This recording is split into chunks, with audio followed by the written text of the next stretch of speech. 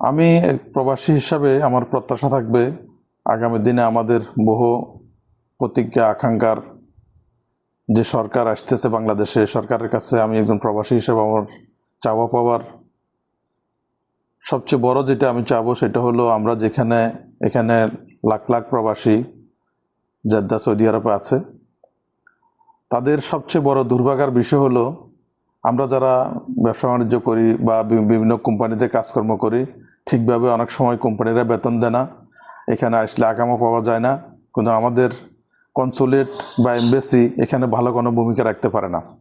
তো আগামী দিনে আমাদের যে সরকার আসতেছে, এই সরকারের কাছে আমার প্রত্যাশা থাকবে তারা যেন এই ব্যাপারটা দেখে, যদি কোনো আকামার সমস্যা হয়, কোম্পানি যদি আকামা না দেয়, এখানে সরকার যেন ইন্টারফেয়ার করে। আর অনেক সময় অনেকে বেতন পায় না, 2 মাস 3 মাস 6 মাস বেতন পায় না, বেতনগুলো যেন ঠিকভাবে পায়। আর অনেক সময় ব্যবসা বাণিজ্য নিয়ে অনেকে অনেক ক্ষতিগ্রস্ত হয়।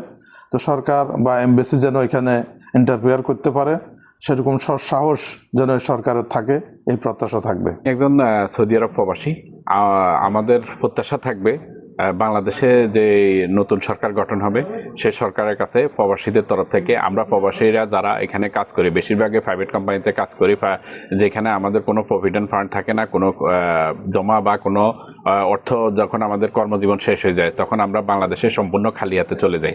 তা আমার কাছে নতুন সরকারের কাছে আবেদন থাকবে প্রবাসীদের জন্য, তারা যখন 60 বছর 70 বছর প্রবাসে তাদের শ্রম ঘাম সব শেষ করে দেশে ফিরে যাবে, তাদের জন্য একটা ভাতার ব্যবস্থা করলে।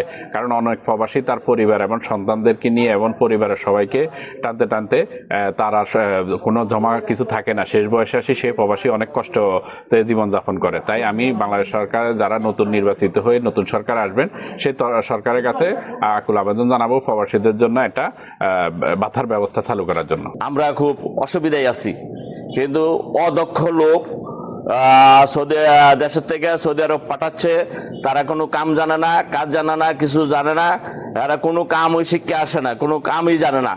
তো এদের এখানে আইসা বলতেছে আমরা আকামা পাচ্ছি না, কাম পাচ্ছি না। সৌদি আরবে কাজ আছে, কিন্তু দক্ষ লোক লাগবে, দক্ষ লোক যেরকম ড্রাইভিং জানে, টেলারিং কাম জানে, যেন এয়ার কন্ডিশনের কাম জানে, যেন ফ্রিজের কাম জানে, যেরকম মনে করেন ওই কাঠ মিস্ত্রি এর কাম জানে এবং মোটরের কাম জানে।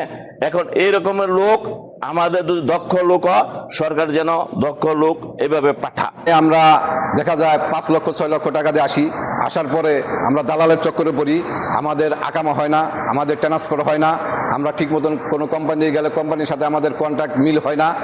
এই ব্যাপারে এই সরকারকে আমি অনুরোধ করব, সৌদি আরবের বাণিজ্য খাতে এদের সাথে আলোচনার মাধ্যমে আমাদের এই সমস্যাগুলো সমাধান করে দেওয়ার জন্য। প্রবাসী ভাই বোন যারা আছে তাদের জন্য আরো ভালো প্রকারে ভালো আকারে একটু সুবিধা করে দেখ, যেমন আমাদের আকামা নাই, আমরা দেশে যেতে কষ্ট হয়ে যায়।